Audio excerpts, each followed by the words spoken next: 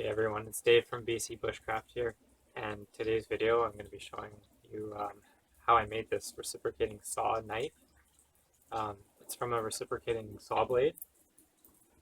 This is the saw blade that I used, and I'll just give you the rundown on how I came to make this knife. So stay tuned. Okay, so this is the knife that I had created out of the just a standard reciprocating metal saw blade. This was a fun project that I decided to do. I had seen some other videos and some people commenting on how you could create your own knife out of saw blades or reciprocating saw blades, and I decided to try it. And this knife turned out really, really, really nice. It's super sharp. I can shave hairs with it. I'll give a demonstration on just how well this performs in a bit, but I'll just give you a rundown on the dimensions and how I did this. So the knife itself is close to 6 inches long. The handle is about 4 inches, with the blade being about 1 3/4 inches, I'd say. I know I'm going to talk between inches and millimeters. That's just, I'm Canadian, so that's what we do here. So how I did this is I took this exact same sort of reciprocating saw blade, and all I used was hand tools. I used a hacksaw and a file to get the profile that I wanted. I kind of did this. This is very similar to my Mora companion. What I did, the belly is a little more shallow on the Mora companion than on the knife that I made, but it's quite similar in design. What I did is I laid out my knife.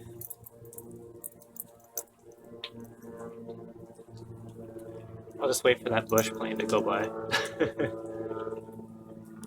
So what I did to get the general layout of how I wanted my knife is that I just rested my dog wants to play. Go get it. I rested my Mora companion over top of the sawzall or reciprocating saw blade, and you can see in general it's the same width this way. It's half the thickness though, so it's going to be a weak blade, and that's why I kept the blade length so short, because it's flexy. These blades, they're tough, but they're quite flexy, so having a bigger knife blade than what I have, it's a little bit too bendy for me, so I wanted to keep it quite small. And what I did is I overlapped the knives. I marked out, you can just scratch the surface quite easily with a nail or something. Mark out your general guide for your knife, and then I took a hacksaw, cut off a little bit of the excess. I then took a hacksaw and made really small cut to take all of the teeth off of it. So you can see here, the blade's a little thinner width after it, but I hacksawed basically from the tip all the way down to here just to take the teeth off. It's very hard to file these teeth down. If I don't have a grinding stone or anything to grind it with, that's another option to take the teeth out, but I don't have it, and I did this all with hand tools. So once you have your general shape to your knife, what you can do is then start to take a file and get how the profile of your blade to a little bit sharper, and it will come out something like this. And you can just shape it how you want to design your knife. It's quite easy to work this metal with a file, just the teeth are hard to do so, but everything else is really easy to do with a file. So it didn't take much time to get the shape I wanted, and all I did was decide how long I wanted my handle, and I suggest that I don't really know how to put like a wooden handle on here yet to have a bigger knife. So I basically wrapped my hand around it, figured that that would be about right, and then just kind of made my handle. And what I made my handle is with electrical tape. I did 1 layer or 2 layers of electrical tape underneath the jute twine that you see. And then I created these 2 ridges just with electrical tape. And then I wrapped jute twine in between it to give it a little bit more of a comfortable feel. This handle I might redesign a bit. It's slipping a tiny bit, but it's in there quite well. And I think this is really, really comfortable design. I know people will wrap these with paracord and stuff, but I find paracord wraps, 1, they come off really easily, and 2, they're not as comfortable. You need a pretty thick handle on this for it to be comfortable to carve with. If you just put a single thing of paracord on it, it's not really that nice to work with. And I don't think people try these knives that they make as much as I have. I've done some really good testing with this, and it's surprising how well this performs. And I'll show you in a bit. But basically, it's a really small blade, as you can see, compared to the more companion. And it's 1 millimeter thick. Well, this is 2 millimeters thick.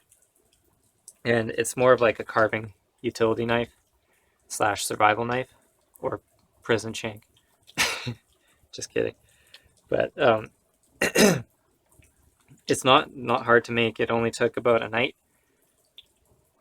And after I had got my blade shape the way that I wanted it, I started to profile the edge with a file. Once I had filed it into a sharp enough point, I started to work it on stones. Went from stones down to my diamond sharpener, and then from diamond sharpener I went to a straw. And this thing is razor sharp. I actually nicked myself when I was testing it out and cut a flap of skin off. But that's the way it goes. So it's surprising that this has become an actual functional knife that like I can bring and do bushcraft with and carve with. And I'll just go from there and I'll demonstrate it. One more thing I forgot to add is that I do have this sheath that I made for my other neck knife, and this knife fits in perfectly. Something that I can hang on my neck, tie onto my belt, tie on wherever I wanted it to. I can also, the way that I designed it, I can secure it in with the shoelace that is the necktie, like that. That keeps it from falling out. And I've reinforced the bottom with electrical tape on the outside and the inside to prevent the knife from sliding through. You know, eventually I'll have to redo that, but that's okay.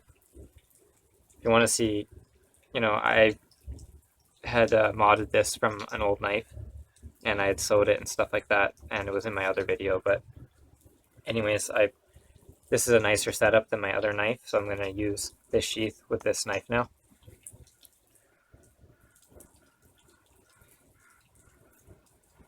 So from there, I'm going to show you just how well this thing functions.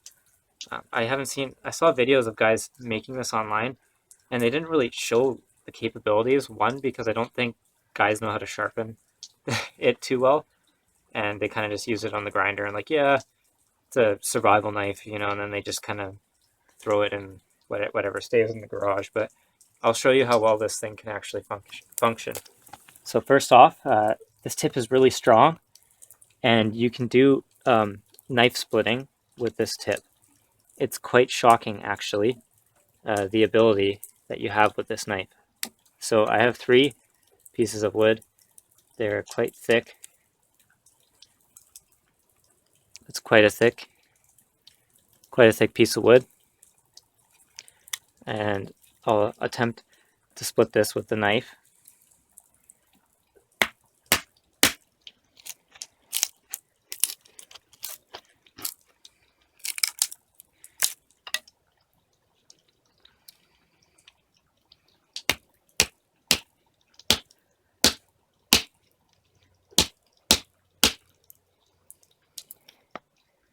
Not quite, but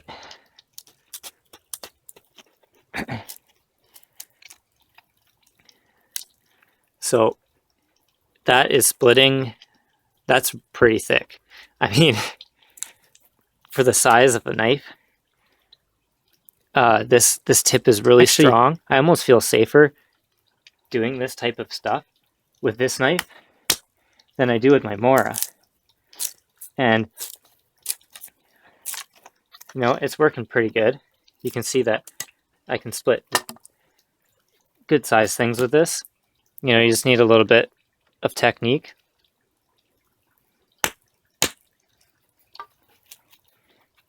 You kind of just work it like that. Your knife will, you know, your knife can split good size wood like that, right? So that's one. And the tip is still good. Hasn't broken, hasn't lost its sharpness or anything.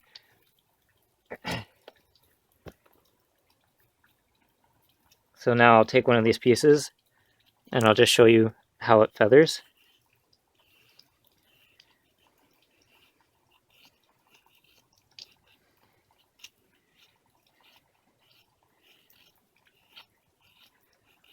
Beautiful curls.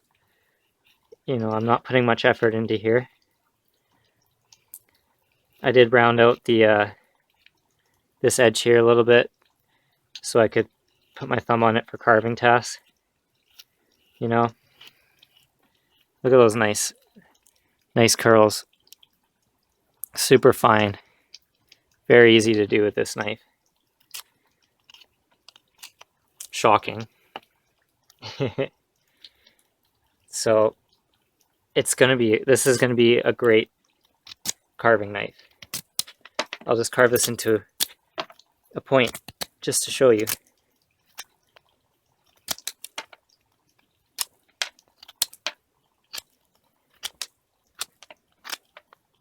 Just how well this thing carved. And it's all down to the sharpening process. I kind of did it's more like a convex / Scandi, I guess.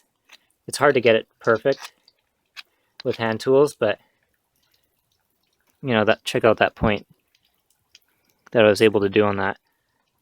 And I spent more time sharpening this than I did building the rest of it.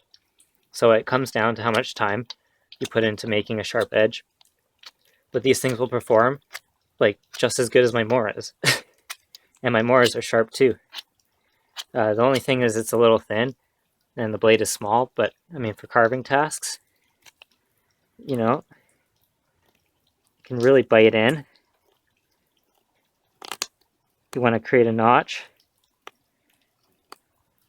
You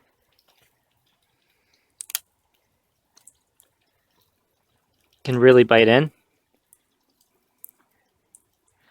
And, you know, you can make your traps. This is such a good survival utility knife. I can't believe it. I can't believe that I made something like this out of a reciprocating saw blade. It's awesome.